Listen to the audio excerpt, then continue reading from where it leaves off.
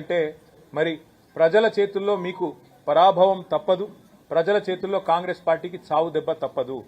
ఇట్లాంటి తుగ్లక్ పనులు మానుకోమని చెప్పి రేవంత్ రెడ్డి గారికి నేను విజ్ఞప్తి చేస్తా ఉన్నాను. మీరు చేయగలిగితే మంచి చేయండి, చేయగలిగితే మేలు చేయండి. కేసీఆర్ గారు చేసిన దానికంటే ఎక్కువ ప్రయత్నం చేయండి.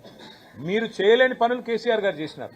తాండాలను గ్రామ పంచాయతీలు చేస్తామని మీరు మాటిచ్చారు, 30 ఏళ్ల కింద మాటిచ్చారు, మీరు చేయలేదు. కానీ అదే మా నాయకుడు కేసీఆర్ గారు ఇచ్చిన మాట అనుగుణంగా వారు పూర్తిగా ఇచ్చిన మాట నిలబెట్టుకుంటూ బ్రహ్మాండంగా మరి తాండాలను గ్రామ పంచాయతీలు చేశారు, గిరిజన గూడలను గ్రామ పంచాయతీలు చేశారు, కొత్త మండలాలు ఏర్పాటు చేసినారు, కొత్త రెవెన్యూ డివిజన్లు ఏర్పాటు చేశారు, కొత్త జిల్లాలు కూడా ఏర్పాటు చేసి ప్రజల మనసు కేసీఆర్ గారు గెలుచుకున్నారు. ఇవాళ మా రాజన్న సిరిసిల్ల జిల్లానే తీసుకుంటే ఇక్కడ జిల్లా కేంద్రం ఏర్పాటు కావడం వల్ల కొత్తగా మాకు ఎన్నో అదనపు హంగులు వచ్చినాయి, కొత్తగా జిల్లా కార్యాలయాలు వచ్చినాయి, మెడికల్ కాలేజ్ వచ్చింది, నర్సింగ్ కాలేజ్ వచ్చింది, ఇంజనీరింగ్ కాలేజ్ వచ్చింది. అన్నిటికీ మించి ప్రజలకి దూరభారం తప్పింది. ప్రజలకి మరి బ్రహ్మాండంగా ఇక్కడ వర్తక వాణిజ్య సోదరులకు కూడా వారి వ్యాపారము కూడా విస్తరించింది, అందరికీ లాభం జరిగింది. మరి అధికార వికేంద్రీకరణ వైపు కేసీఆర్ గారు అడుగులు వేస్తే మీరు జిల్లాలను ఎత్తివేస్తామంటే తప్పకుండా మీకు తగిన రీతిలో బీఆర్ఎస్ఏ బుద్ధి చెప్తుంది. ఆ పోరాటానికి మేమే నాయకత్వం వహిస్తాం.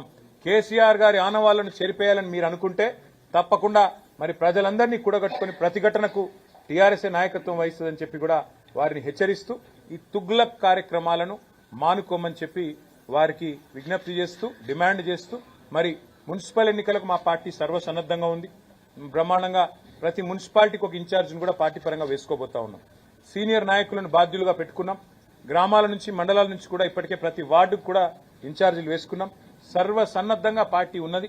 అన్ని రకాలుగా కూడా మరి ముందుకు పోతాము, తప్పకుండా మంచి విజయం సాధిస్తామనే ఆశాభావంతో ఉన్నామని తెలియజేస్తూ ఇంతమంది పత్రికా మిత్రులు వచ్చినారంటే ఇది ప్రత్యేకమైన కారణం. ముఖ్యంగా మా కరీంనగర్ నుంచి కూడా వచ్చిన మా సోదరులకి సిట్ అంటే ఏముంటది బ్రదర్, సిట్ అంటే సిట్టు, రేవంత్ రెడ్డి గారు సిట్ అంటే సిట్టు, స్టాండ్ అంటే స్టాండ్. అది సిట్టు కాదు, పిట్టు కాదు.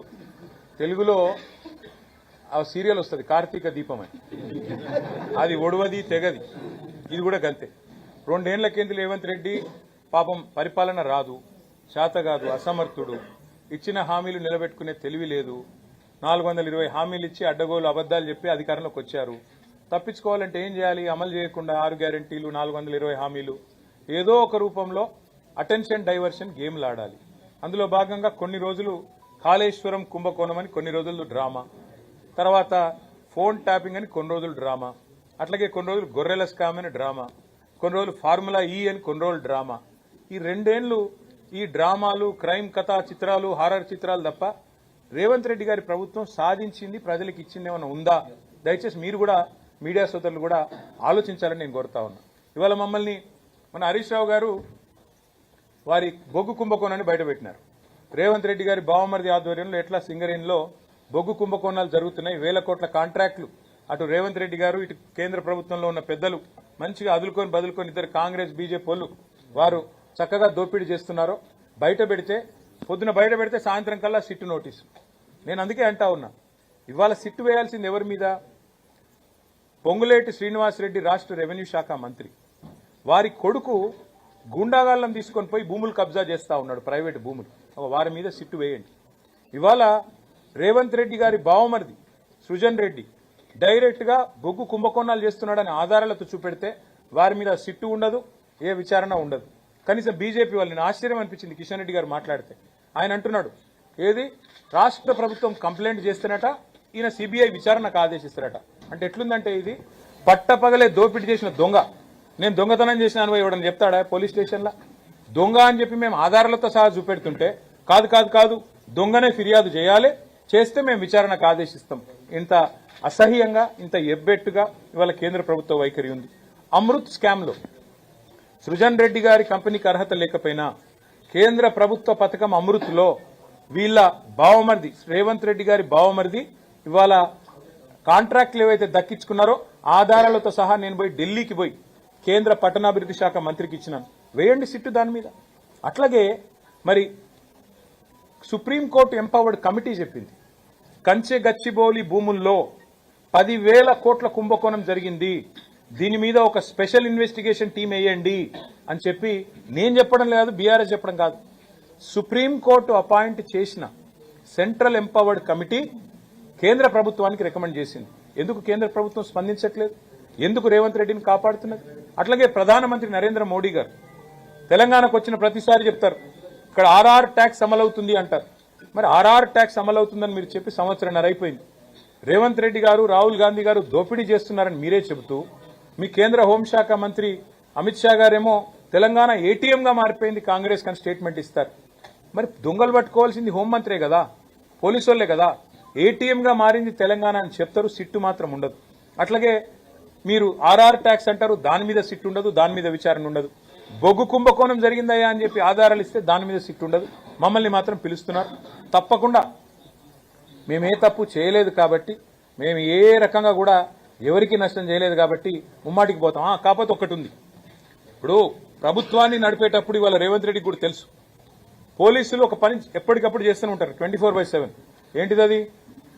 ఇప్పుడు మా ఎమ్మెల్యేలను కొంటూ 50 లక్షల రూపాయలతో ఒక సన్నాసి దొరికిండు 2015లో. ఒక సన్నాసి మా ఎమ్మెల్యేలను కొంటూ 50 లక్షల రూపాయలు పట్టుకొని బ్యాగులో మా ప్రభుత్వాన్ని కూల్చాలని కుట్ర చేస్తూ దొరికిండు. మరి ప్రభుత్వాన్ని కూలగొట్టే కుట్రలు ఎవరైనా చేస్తే వాళ్ళ ఫోన్లు పోలీసులు ఏమో నిన్నరేమో, నాకేం తెలుసు.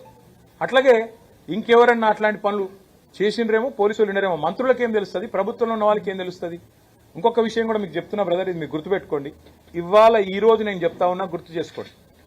కోమటిరెడ్డి వెంకటరెడ్డి గారు, ఉత్తమ్ కుమార్ రెడ్డి గారు వారి ఫోన్లు ట్యాప్ అవుతున్నాయని చెప్పి జర్నలిస్టులకు చెప్తే జర్నలిస్టులు దాని మీద మరి వార్తలు రాస్తే ఇంతవరకు ప్రభుత్వం ఖండించలేదు. ఇవాళ నేను అడుగుతా ఉన్న రాష్ట్ర డీజీపీ గారిని, రాష్ట్ర ఇంటెలిజెన్స్ ఐజీ గారిని, మీరు ప్రమాణం చేసి చెప్పగలుగుతారా రాష్ట్రంలో ప్రస్తుతం మీరు ఫోన్లు మా ట్యాప్ చేయట్లేదు, మంత్రుల ఫోన్లు ట్యాప్ చేయట్లేదని? ఫోన్ ట్యాపింగ్ అనేది, గూఢాచారి వ్యవస్థ అనేది, పోలీసులు ఈ రోజు కాదు, నిఘా వ్యవస్థ అనేది శాంతి భద్రతల పరిరక్షణ కోసం. అట్లాగే ప్రభుత్వాలని అస్థిరపరిచే కుట్రలు ఎవరైనా చేస్తే దాని నుంచి ప్రభుత్వాలను కాపాడడం కోసం 1952 నుంచి నెహ్రూ గారి టైం నుంచి ఈ రోజు మోడీ గారి టైం. నాకు చాలా ఆశ్చర్యం అనిపించింది. ఇవాళ కేంద్ర హోంశాఖ సహాయ మంత్రి గారు ఏదో మాట్లాడినారు, చూసినారు మా ట్వీట్ ఏదో. ఆయన హోంశాఖ సహాయ మంత్రి, ఆయన ఆధీనంలో ఉండే పోలీసులు కూడా ఇవాళ దేశంలో కొన్ని వేల ఫోన్లు వింటున్నారు. అది ఆయనకు తెలుసో తెలియదో నాకు తెలియదు. అంటే ఇది దేశ భద్రతకు, శాంతి భద్రతల పరిరక్షణకు, ప్రభుత్వాల స్థిరత్వానికి సంబంధించి పోలీసులు రొటీన్గా శాంతి భద్రతలు కాపాడాలి అనుకున్నప్పుడు జరిగే కార్యక్రమం. దానికి మంత్రులకు, ప్రభుత్వంలో ఉండే రాజకీయ నాయకులకు పాత్ర ఉండదు. ఇదే రేపు చెప్తాను నేను. ఏం చెప్తా ఇంకా కొత్తగా? మాకేం సంబంధము, మాకేం తెలుసు? ఇవి రొటీన్గా జరిగే కార్యక్రమాలు జరుగుతుంటాయి. ఈ రోజు కూడా ఇప్పుడు మీతో మాట్లాడుతున్నాను కదా, పక్కనే కాంగ్రెస్ ప్రభుత్వం ఉన్నది కర్ణాటకలో, తెలంగాణలో కాంగ్రెస్ ఉన్నది, ఇటు పక్కకు బీజేపీ ఉన్నది. ప్రతి ప్రభుత్వం ఈ దేశంలో గూఢాచారి వ్యవస్థ మీద ఆధారపడుతుంది. ప్రభుత్వాధినేతలకు రిపోర్ట్లు వస్తాయి. ఎట్లొస్తాయో మాకు తెలియదు. వాళ్ళు ఎట్లా తీసుకొచ్చిన సమాచారం మాకు తెలియదు. మేము అడగం. మేమంటే మేము కాదు, ముఖ్యమంత్రులకు, మంత్రులకైతే అసలే తెలియదు. ఇది వాస్తవం. ఈ దేశంలో ఇదేదో కొత్త విచిత్రమైన విషయం అన్నట్టు, చాలా గొప్ప విషయం ఏదో వీళ్ళు పరిశోధించి సాధించినట్టు నేను ఇవాళ అడుగుతున్నా. ఎవరిని అడగాలి? సిట్ ఎవరిని పిలవాలి? నిజానికి గతంలో ఇంటెలిజెన్స్ ఐజీగా పనిచేసి ప్రస్తుతం డీజీపీగా ఉన్న శివధర్ రెడ్డిని పిలిచినరా? గతంలో టీఆర్ఎస్ ప్రభుత్వంలో ఇంటెలిజెన్స్ ఐజీగా మొదటి ఇంటెలిజెన్స్ ఐజీ ఎవరు? ఇవాళ డీజీపీ శివధర్ రెడ్డి గారు. ఆయనకు తెలుస్తుంది ఎవరి ఫోన్లో ట్యాప్ చేసినా, మాకేం తెలుస్తుంది? గతంలో డీజీపీగా పనిచేసిన మహేందర్ రెడ్డి గారికి తెలుస్తుంది. మొన్నటిదాకా డీజీపీగా పనిచేసిన జితేందర్ గారు, ఆయన గతంలో హోమ్ సెక్రటరీ ఉండి, ఆయనకు తెలుస్తుంది. ఎవరిని పిలవాలనో వాళ్ళని పిలవకుండా ఇందులో ఏదో మాకేదో రాజకీయ నాయకులకు సంబంధం ఉన్నట్టు కార్తీక దీపం సీరియల్ లాగా, ఒడవని అంతులేని కథలాగా కేవలం టైం పాస్. ఇప్పుడు మీరు ఉరికొచ్చి రోజు కరీంనగర్కి వెళ్ళి, హైదరాబాద్కి వెళ్ళి ఫోన్లు ఈడికి వెళ్ళి ఉరికొచ్చుడు. ఎందుకంటే మేము నాగం చేసుడు, వాళ్ళ బొగ్గు కుంభకోణాల మీదకి, వాళ్ళ కమిషన్ల మీదకి దృష్టి పోవద్దంటే ఈ కమిషన్లు వేయాలి. ఇక్కడ ఏముంది ఆ సిట్టులో? అడిగితే నేను చెప్తా, కుల్లా చెప్తా. ఇవాళ రేవంత్ రెడ్డి ప్రభుత్వం మా ఫోన్లు ట్యాప్ చేయడం లేదా? ప్రతిపక్ష నాయకుల ఫోన్లు ఇవాళ రేవంత్ రెడ్డి ట్యాప్ చేయడం లేదని ఒక్క అధికారి కెమెరా ముందుకు వచ్చి చెప్పే ధైర్యం ఉందా? చెప్తారా అఫీషియల్ గా? వాళ్ళకి తెలుసు, చెప్పలేరు. ఎందుకు? రేపు మా గవర్నమెంట్ వస్తుంది, మళ్ళీ మేము ఎంక్వైరీ చేసినాం అనుకో, వీళ్ళందరూ అలా బొక్కల పడతారు. వాళ్ళకి ఎరికే. వాళ్ళు ఏ ప్రభుత్వమైనా భారతదేశంలో 1952 నుంచి నేటి వరకు మాకు రాజకీయ నాయకత్వంతో సంబంధం లేకుండానే శాంతి భద్రతల పరిరక్షణ, సామాజిక మరి స్థిరత్వము, అట్లాగే ప్రభుత్వాల స్థిరత్వం కోసం ఎప్పటికప్పుడు వేగులు సమాచారం సేకరిస్తూనే ఉంటారు. కానీ రాజకీయ నాయకత్వానికి ముఖ్యమంత్రి అయినా మంత్రులకైనా మాకు ఆ సమాచారం ఎట్లా వస్తుంది అని తెలియదు. రెండోది, ఇప్పుడు నేను ఫర్ ఎగ్జాంపుల్ చెప్తున్నా మీకు, మాకేదో సమాచారం కావాలి అనుకోండి, నాకు కాదు ప్రభుత్వ అధినేతకు సమాచారం కావాలి, పోలీసు వాళ్ళకి చెప్తే వాళ్ళు తెచ్చిస్తారు. వాళ్ళు ఎట్లా తెచ్చిరో మాకు చెప్పొద్దు, మేము అడగద్దు. అది మౌఖిక ఒప్పందం, అది ఓవరాల్గా చట్టం. ఇది తెలుసు పోలీసు వాళ్ళకు. కానీ ఇప్పుడు ముఖ్యమంత్రి దావోస్ పోయిండు కదా, ఆడికెళ్ళి హార్వర్డ్ పోతుండు కదా, 10 రోజులు టైంపాస్ చేయాలి కదా. ఓ రోజు హరీష్ రావుని విలువుండ్రి, ఓ రోజు కేటీఆర్ని విలువుండ్రి, దినమంతా ప్లేట్ బ్రేకింగ్లు పెట్టి బదలు కొట్టుండ్రి, గుచ్చుతున్నారు, పొడుస్తున్నారు, లోపల పీకుతున్నారు, ఏకుతున్నారు, ఏమి ఉండదు. మేము చేసేది తప్పేం లేదు, వాళ్ళు పీకేదేమీ లేదు. ఇది ఒక అబ్సల్యూట్ ట్రాష్ కేసు, ఇది బక్వాస్ కేసు. దీనిలో ఏమి లేదు. ఇది విచారణ చేస్తున్న పోలీసులకు కూడా తెలుసు. ఇంకా విచిత్రం ఏంటంటే, నేను మొన్న హరీష్ రావు గారిని పిలిస్తే ఏమో కొత్త విషయాలు ఏమో చెప్తారేమో అనుకున్నా. ఏం లేదు, అడిగిందే అడుగుడు, తీరుల మరల చేసి అడుగుడు, మరల తీరులేసి అడుగుడు. మమ్మల్ని కూడా రేపు గదే ఉంటుంది. టైంపాస్ చేసి సాయంత్రం వరకు మీడియా దృష్టి ఆకర్షించి, మీకు పాపం మీకు కూడా ఏదో ఒక వార్త మసాలా కావాలి కాబట్టి మీతో కూడా నడిపించి, దినమంతా ఆడో విజువల్, ఈడో విజువల్, ఆడో కెమెరా, ఏడో కెమెరా పెట్టి డ్రామా, అంత తప్ప ఏం లేదు. ప్రజలకు పనికొచ్చే ఒక్క పని ఈ ప్రభుత్వం ఈ 2 ఏళ్లలో చేసిందా? ఒక్క మహిళకు 2,500 రూపాయలు ఇచ్చిందా? దాని మీద చర్చ జరగద్దు. 6 గ్యారంటీల మీద చర్చ జరగద్దు. 100 రోజులు అన్నది మర్చిపోవాలి. ఏమనంటే కేసీఆర్ అప్పులు చేసిండని డప్పు కొట్టాలి. ఇదే దిక్కుమాలిన ఆలోచన తప్ప వాళ్ళు పీకేదేం లేదు, వాళ్ళతో అయ్యేదేం లేదు. బరాబర్ పోతా, బరాబర్ వాళ్ళకి చెప్పొస్తా. నేను అడుగుతా ఫస్ట్ సిట్టోళ్ళు ఏమని, మీరు నా ఫోన్ ఇవాళ ట్యాప్ అవుతుందా లేదా చెప్పురు ముందని అడుగుతా. చెప్తారా? గది కథ. ఇది ఒక రొటీన్గా జరిగే వ్యవహారాన్ని, ప్రభుత్వంలో రొటీన్గా గూఢచారి వ్యవస్థ చేసే పనిని, ఇదేదో జరగలేని పని, ప్రపంచంలో ఎన్నడూ జరగలేదు. ఇప్పుడు రొటీన్గా ఎవడన్నా మా ప్రభుత్వాన్ని పడగొట్టే లుచ్చా పని ఎవడన్నా చేస్తే, 50 లక్షల రూపాయలతో ఎవడన్నా బ్యాగ్ పట్టుకొని దొరికితే, మా ఎమ్మెల్యేలను కొనుగోలు చేసే ప్రయత్నం చేస్తే వాళ్ళ ఫోన్లు ఇంటే ఇన్నరేమో, మాకేం సంబంధం దానికి? ప్రభుత్వాన్ని కూలగొట్టే పని ఎవడన్నా విధవ చేస్తే, ఆ విధవను అడ్డుకునే క్రమంలో ఆ విధవ ఫోన్లు ఇంటే మాకేం సంబంధము? పోలీసుల పని అది. మేమేం చేస్తాం దానికి? మాకు సంబంధం ఉండదు. రొటీన్ ప్రక్రియ అంటున్నారు. రొటీన్ ప్రక్రియ అనే కంటే ముందు ఈ కేసు ప్రారంభ దశలో కేటీఆర్ కేంద్రంగా అనేక పుంకాలుగా వార్తలు వచ్చాయి. ఎవరు ఇచ్చినారు వార్తలు? సిరిసిల్లలో ఒకటి, ఇక్కడ సర్వర్ పెట్టారు, ఇక్కడ ఒకటి ఆఫీస్ పెట్టారు, అక్కడ అంతా పెట్టారు, అంతే కేటీఆర్ అనుసంధానం జరిగిందని చెప్పేసి సోదర ఒక్క మాట అడుగుతా. లేదు ఒక్క నిమిషం సోదర, ఒక్క మాట మీరు అంటున్నారు కదా, అంటే మీరు అడిగేది ఇక్కడ పెట్టారు. నేను చెప్తాను సోదర, ఒక్క మాట చెప్పండి. మీరు నాకు 2 ఏళ్ళు అయింది కేసు ప్రారంభించి, ముంగడు చూడాలన్నా ఆయన అందంగా ఉన్నాడని అడుగు. ఇప్పుడు 2 ఏళ్ళు అయింది కేసు విచారణ ప్రారంభించి, 2 ఏళ్ళు అయింది కదా. ఇప్పుడు తమ్ముడు ఒక మాట అన్నాడు, పుంకాలుగా కథనాలు వచ్చినాయి. ఎక్కడికి వెళ్ళి వచ్చినాయి? ఎవరన్నా ఒక అధికారి అఫీషియల్గా ప్రెస్ మీట్ పెట్టిండా? ఎవరన్నా మంత్రి అఫీషియల్గా మాట్లాడిండా? ఎడికెళ్ళి వస్తున్నాయి ఇవన్నీ? ఎడికెళ్ళి వస్తున్నాయి? లీకులు తప్ప. ఇట్లయిందట, అట్లయిందట, అదిగో పులి ఇదిగో తోక. ఒక్కటంటే ఒక్క ప్రెస్ మీట్, ఒక్కటంటే ఒకటి అధికారిక వార్త ఏదైనా వచ్చిందా? సీఎంఓల నుంచి లీకులు. గతంలో అప్పుడు సినిమాలో గ్రీకు వీరుడు అని పాట ఉంటుంది, అట్లా రేవంత్ రెడ్డి పేరు లీకు వీరుడు అని పెట్టాలి. లీకులు తప్ప పీకింది ఏంది నువ్వు? నాకు అర్థం కాదు. 2 ఏళ్ల నుంచి గుంచుతూనే ఉన్నావు. ఎప్పుడు నీకు కొద్దిగా టైంపాస్ కావాలంటే నోటీస్. నేను దావోస్ పోతున్నా, ఎక్కడ మా ఉప ముఖ్యమంత్రి నా మీద కోపంగా ఉన్నాడు, బొగ్గు కుంభకోణంలో ఆయన వాటా నేనేదో కొట్టేసే ప్రయత్నం చేసినా అని, కాబట్టి ఆయన నా కుర్చీ ఏమైనా గుంజుకుంటాడేమో. ఏం చేయాలి? టైంపాస్ చేయాలి. 2 రోజులు నోటీసుల పేరు మీద డ్రామా ఇవ్వాలి. మాకు ఇంకో 2 రోజులకు ఇంకోళ్ళకి నోటీస్ ఇస్తారు. ముఖ్యమంత్రి గారు వచ్చేదాకా టైంపాస్ చేయమని చెప్పిపోయిందట, కాబట్టి టైంపాస్ చేస్తున్నారు. కానీ ఒకటి మాత్రం వాస్తవం, మేము ఏ తప్పు చేయలేదు, కాబట్టి ఎవనయ్యకు భయపడం, అది మాత్రం పక్క. దేశ భద్రత కోసం, రాష్ట్ర భద్రత కోసం ఫోన్ ట్యాపింగ్ చేస్తే చేయొచ్చు, కానీ కొంతమంది కుటుంబ సభ్యుల సోదర ఇండియన్ టెలిగ్రాఫ్ యాక్ట్ అని ఒకటి ఉంటుంది. నేను మీడియాతో కూడా నా ప్రార్థన, ఇది ఫోన్ ట్యాపింగ్ అనేది ప్రభుత్వాలు చేయవు, పోలీస్ వ్యవస్థ చేస్తుంది. ఆ పోలీస్ వ్యవస్థ కూడా చట్టానికి అనుగుణంగానే చేస్తుంది. ఏమన్నా చట్టం వ్యతిరేక కార్యక్రమాలు ఏమైనా జరిగితే చెప్పమనండి ఏం జరిగిందో. ఇంతవరకు ఇదిగో పులంటే అదిగో తోక తప్ప ఒక్క అఫీషియల్ ప్రెస్ మీట్ ఎందుకు లేదు 2 ఏళ్లలో? ఒక్క అధికారి బయటకు వచ్చి ఎందుకు మాట్లాడాడు? ఇంకోటి నేను అడుగుతున్నా, మళ్ళీ చెప్పు నాకు. శివధర్ రెడ్డి గారు ఇవాళ డీజీపీ, ఆ రోజు మా ఐజీ ఇంటెలిజెన్స్, ఆయనకు తెలియకుండానే జరిగిందా మీరు చెప్పిన ఏదో వ్యతిరేక కార్యక్రమం? మరి ఆయన ఎందుకు పిలుస్తలేరు? మహేందర్ రెడ్డి గారు మా గవర్నమెంట్లో 5 ఏళ్ళు డీజీపీ, మరి ఆయన ఎందుకు పిలవదు? ఓన్లీ పొలిటికల్ లీడర్లు ఎందుకు టార్గెట్ చేస్తున్నారు? అట్లాగే మీరు గమనించండి జాగ్రత్తగా, హోమ్ సెక్రటరీ ఎవరున్న గతంలో మొన్నటిదాకా డీజీపీగా ఉన్న జితేందర్ గారు, రవి గుప్తా గారు, వాళ్ళు ఎవరైనా పోయినరా విచారణకి? మరి ఏం జరుగుతుంది ఈ రాష్ట్రంలో? రాజకీయ వేధింపులు, రాజకీయ హరాస్మెంట్ తప్ప ఈ విచారణలో ఏముంది? ఏమన్నా విషయం ఉంటే ఈ పాటికే నానా యాగి చేయబోతుండే రేవంత్ రెడ్డి. ఆలోచించండి మీరు కూడా. ఎన్ని రోజులు పడిపోతారు ఈ టాక్టిక్స్ మీ మీడియా కూడా? నా డిమాండ్ ఏంటంటే ఇది లొట్టపీస్ కేసు, ఇందులో ఏం లేదు, ఈ హౌల పనులు బంద్ చేయమని చెప్తున్నా. ఎందుకంటే రేపు ఇదే అధికారులు ఎవరైతే ఈరోజు అత్యుత్సాహాన్ని ప్రదర్శిస్తున్నారో వాళ్ళకు కూడా తెలుసు. ఇవాళ నేను అడుగుతాను, మీరు ఈరోజు మంత్రుల ఫోన్లు ట్యాప్ చేయడం లేదా? నేను చెప్పడం కాదు ఇది. కోమటిరెడ్డి వెంకటరెడ్డి గారు, ఒక మంత్రి గారు, ఉత్తమ్ కుమార్ రెడ్డి గారు కొంతమంది జర్నలిస్టులతో మాట్లాడుతూ మా ఫోన్లు మాట్లాడలేకపోతున్నాం మేము, మా ఫోన్లు వింటున్నారు అంటే ఆ జర్నలిస్ట్ గారు ఒక కథనం రాసినారు. ఇంతవరకు ప్రభుత్వం దాన్ని ఖండించిందా? పోలీసు వాళ్ళు ఖండించారా? ఇవాళ మంత్రుల ఫోన్లు వినడం లేదా? ప్రతిపక్ష నాయకుల ఫోన్లు ఈ రాష్ట్రంలో ఇవాళ ట్యాప్ కావడం లేదా?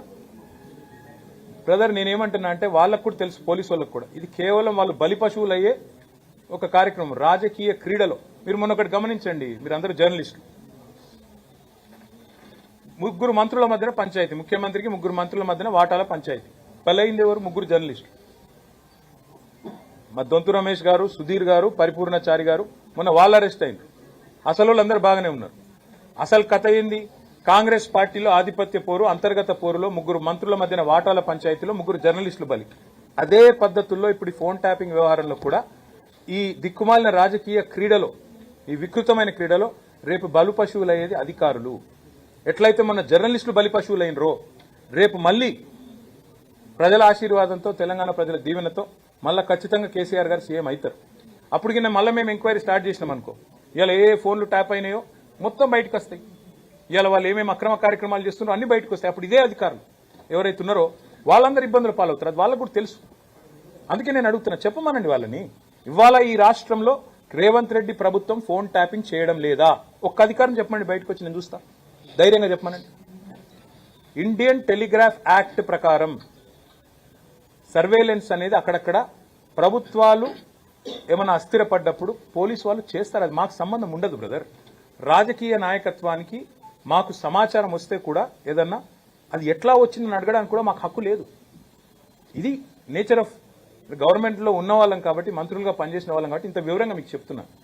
దీన్ని ఏదో పెద్ద ఏదో జరగకూడదు, ఏదో జరిగిపోయింది, ఏదో అయిపోయిందని వీళ్ళు పుంకాలుగా లీకులు ఇవ్వడం, దాన్ని మీరు రాయడం, దాన్ని చూసి ప్రజలు కార్తీక దీపం చూసినట్టు చూడడం, ఇది అల్టిమేట్ గా అందరికీ నష్టం. మీకు నష్టం, మాకు నష్టం, అన్నిటికన్నా మించి ఆ అధికారులకు నష్టం. Thank you. డైవర్షన్ పాలిటిక్స్ నడుస్తున్నాయి, కక్ష సాధింపు ధోరణి అంటారు.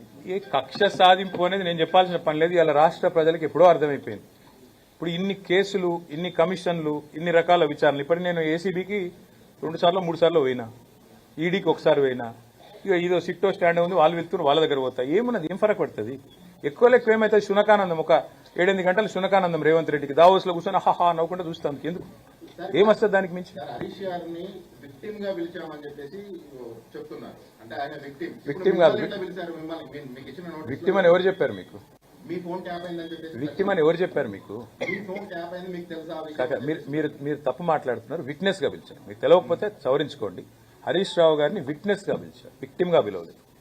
మళ్ళీ చెప్తా ఉన్నా, మీరు వాడు కూడా గొట్టంగా చెప్పింది మీరు నిజమే నమ్ముకొని మీరెందుకు భ్రమిస్తున్నారు? రేవంత్ రెడ్డి ఇప్పుడు 6 గ్యారంటీల్లో ఎంత నిజం ఉందో, 420 హామీల అమల్లో ఎంత నిజం ఉందో, ఫోన్ ట్యాపింగ్ లో కూడా గంతే నిజం ఉంది. నేతి బీరకరాయిలో ఎంత నెయ్యి ఉందో, కాంగ్రెస్ ప్రభుత్వం యొక్క విచారణలో కూడా ఒక గంతే విచారణ ఉంది. మీరు కూడా విట్నెస్ గానే పిలిచారు. నాకేం మీరు నేను నోటీసులు చూడలేదు. వాళ్ళు ఏమిస్తే దానికి పోతా భయ్, నాకేం భయము?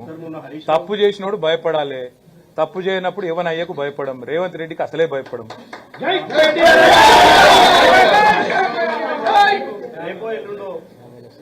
బ్రదర్, మళ్ళీ చెప్తున్నా నేను, రేవంత్ రెడ్డి గారు తిరిగి వచ్చేదాకా ఇక్కడెక్కడ ప్రభుత్వాన్ని ఉప ముఖ్యమంత్రి కూలుస్తాడా, నల్లగొండ బాంబు కూలుస్తాడా, లేదా ఇంకోలు కూలుస్తాడా అని ఆయనకు భయం.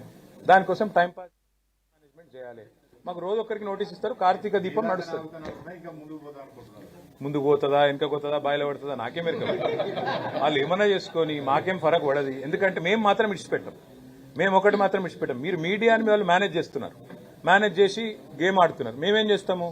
సింగరేణి బొగ్గు గనుల కుంభకోణం విషయం వదిలిపెట్టాం, వీళ్ళ బట్టలు ఇప్పేదాకా ఎంబడబడతాం, 6 గ్యారంటీలు అమలు చేసేదాకా వదిలిపెట్టాం, మహిళలకు 2,500 ఇచ్చేదాకా వదిలిపెట్టాం, 4,000 రూపాయల పెన్షన్ ముసలోళ్ళకి ఇచ్చేదాకా వదిలిపెట్టాం, నిరుద్యోగులకి నిరుద్యోగులకి 4,000 నిరుద్యోగ భృతి వచ్చేదాకా వదిలిపెట్టాం. రాహుల్ గాంధీ చెప్పిన 2 లక్షల ఉద్యోగాలు ఇప్పటికే ఇచ్చి ఉండాలి ఫస్ట్ ఇయర్ లో, ఇప్పటి వరకు 10,000 ఇవ్వలేదు. వదిలిపెట్టాం. తులం బంగారం ఇచ్చేదాకా వదిలిపెట్టాం. మా పనులు మేము ఉంటాం, వాళ్ళ పనులు వాళ్ళు ఉంటారు, మా పనులు మేము.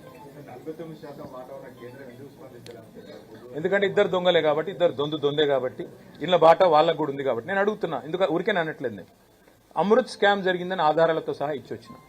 సృజన్ రెడ్డి అనే వ్యక్తి రేవంత్ రెడ్డి గారి బామ్మర్దికి అర్హత లేకపోయినా మీరు కేంద్ర ప్రభుత్వ పథకంలో ఎట్లిచ్చారని అడిగిన. ఇంతవరకు విచారణ లేదు. ఆర్ఆర్ ట్యాక్స్ అంటాడు ప్రధానమంత్రి, విచారణ ఉండదు. తెలంగాణ ఏటీఎంగా మారిపోయిందని హోంమంత్రి అంటాడు, విచారణ ఉండదు. ఇప్పుడు 49% వాటా ఉంది సింగరేణిలో, దొంగ దొరికిందని చెప్పి చూపెడుతుంటే విజిట్ సైట్ సర్టిఫికేట్ అనే పనికిమాలిన నిబంధన, కోల్ ఇండియాలో లేని నిబంధన ఇక్కడ పెట్టినారు, దోచుకుంటున్నారు అని చెబితే మీరు రాష్ట్ర ప్రభుత్వం చెబితే సిబిఐ విచారణ రాష్ట్ర ప్రభుత్వం కోరితేనట. ఎవడన్నా దొంగ కొడతాడా నా మీద విచారణ చేయమని? గట్లున్నది ఇలా కేంద్ర ప్రభుత్వ వ్యవహారం. నేను ఇంకోటి సూటిగా అడుగుతున్నాను. పొంగులేటి శ్రీనివాసరెడ్డి అనే మంత్రి ఉన్నాడు, ఆయన ఇంటి మీద ఈడీ రైడ్ అయ్యింది సెప్టెంబర్ 28, 2024. యానివర్సరీ కూడా అయిపోయింది, ఇంకో 3 నెలలు దాటిపోయింది. ఎందుకు కేసు పెట్టాలి ఇప్పటివరకు కేంద్ర ప్రభుత్వం? ఎందుకు ఈడీ కేసు పెట్టదు? అంటే ఎంత డీప్ ఉంది వీళ్ళ అండర్స్టాండింగ్. ఇవన్నీ బట్టి దానికి అర్థమయ్యేది ఏంటంటే వీళ్ళిద్దరి target BJP, Congress target BRS. ఎట్లన్నా బీఆర్ఎస్ ను బలహీనపరచాలి, మమ్మల్ని మానసికంగా దెబ్బతీయాలి, మాకు నోటీసులు ఇచ్చేదో సతాయిస్తున్నామని శునకానందం పొందాలి. పొందండి, we'll tackle it, we'll deal. Thank you.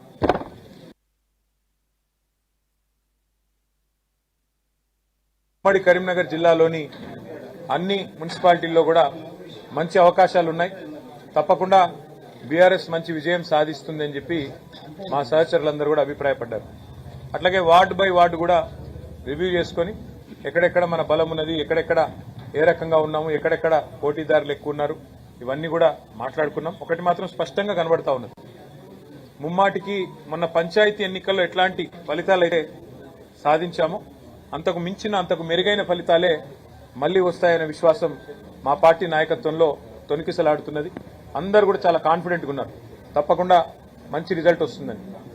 నాకు ఇంకొక మాట కూడా అర్థమైంది. ఇవాళ ఈ ప్రభుత్వం పంచాయతీ ఎన్నికల తర్వాత మేము అనుకున్నాం జిల్లా పరిషత్ ఎన్నికలు పెడతారేమో అని, కానీ ఇవాళ వీళ్ళ వైఖరి చూస్తూ ఉంటే కేవలం జిల్లా పరిషత్ ఎన్నికలు పెట్టకుండా, ఎందుకంటే పరాభవం తప్పదు, ఓటమి తప్పదని అర్థమైపోయింది. అందుకే వారు ఏం చేస్తున్నారు, జిల్లాలను ఏదో మేమేదో గతంలో అశాస్త్రీయంగా చేసినామంట, అందుకే జిల్లాల కోసం జిల్లాల మరి ఏర్పాటు పైన అధ్యయనం చేయడానికి రిటైర్డ్ జడ్జి గారి నేతృత్వంలో ఏదో కమిషన్ వేస్తున్నామని చెప్పి వారు చెప్తా ఉన్నారు. దీని వెనకాల ఉన్న ఎజెండా స్పష్టంగా కనబడతా ఉంది. కేసీఆర్ గారు ఏర్పాటు చేసిన కొత్త జిల్లాలన్నిటినీ రద్దు చేయాలి అనే ఆలోచన కనబడతా ఉంది. రాజన్న సిరిసిల్ల జిల్లా గాని, పెద్దపల్లి జిల్లా గాని, జగిత్యాల జిల్లా గాని, ఉమ్మడి కరీంనగర్లో ఏర్పాటు చేసిన 3 కొత్త జిల్లాలని కూడా రద్దు చేయాలనే కుట్ర ఈ ప్రభుత్వం చేస్తున్నట్టుగా మాకు అర్థమవుతున్నది. దాంతోపాటు జిల్లా పరిషత్ ఎన్నికలు పెట్టకుండా తప్పించుకోవాలనే ఒక ఎత్తుగడ కూడా ఈ కమిషన్ ఏర్పాటు వెనకాల ఉన్నట్టుగా మాకు అర్థమవుతా ఉంది. నేను రేవంత్ రెడ్డి గారిని, ఆయన ప్రభుత్వాన్ని ఒకటే హెచ్చరిస్తా ఉన్నా. మొన్న ఆల్రెడీ నేను మహబూబ్ నగర్ లో చెప్పినా, మళ్ళీ వాళ్ళ సిరిసిల్లలో చెప్తున్నా. కేసీఆర్ గారు పరిపాలనా సౌలభ్యం కోసం అధికార వికేంద్రీకరణలో భాగంగా ప్రజలకు ఎంత సన్నిహితంగా అధికారులుంటే అంత లాభం జరుగుతుంది అని ఆలోచించి వారి సౌలభ్యం కోసం ఎక్కడో గంభీరావుపేటలో ఉండే వాళ్ళు కరీంనగర్ పోవాలి అంటే దాదాపు 90-100 కిలోమీటర్ల దూరం. అలాంటి పరిస్థితి నుండి సన్నిహితంగా, ప్రజలకు అత్యంత సన్నిహితంగా జిల్లా కార్యాలయాలు, జిల్లా అధికారులను, జిల్లా యంత్రాంగాన్ని ఇక్కడ ఏర్పాటు చేస్తే మరి మీరేమో దాన్ని తొలగిస్తాము, ఇది అశాస్త్రీయంగా ఉంది అంటే మరి ప్రజల చేతుల్లో మీకు పరాభవం తప్పదు, ప్రజల చేతుల్లో కాంగ్రెస్ పార్టీకి చావు దెబ్బ తప్పదు.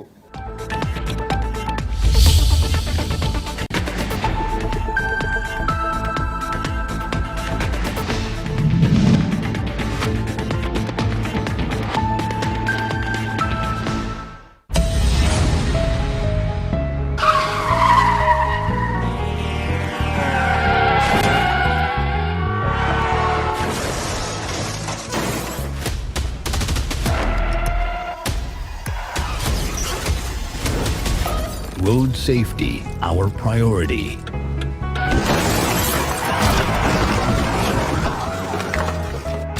Follow traffic rules, avoid accidents.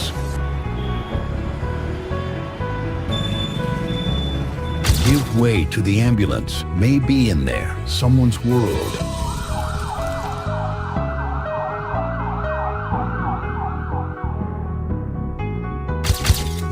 your destination is sure with safe driving.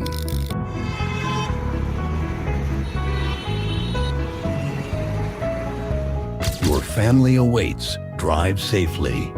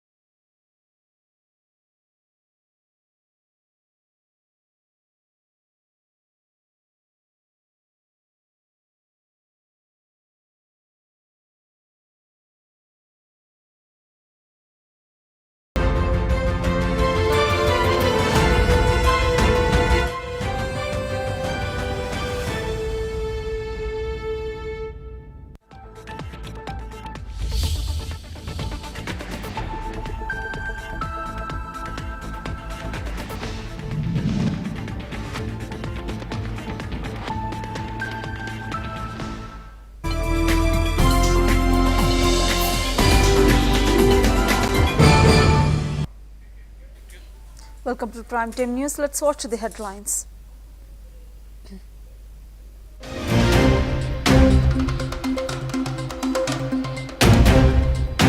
Chief Minister Revanth Reddy, AP IT Minister Nara Lokesh expressed mutual cooperation for Telugu states development at Davos.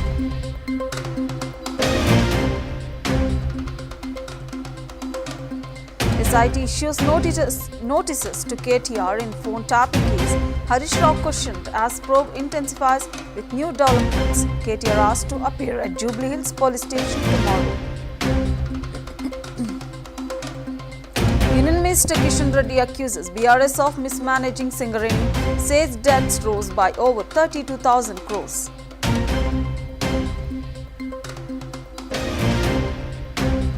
10 army personnel killed, 10 injured as vehicle falls into gorge in Jammu and Kashmir's Doda.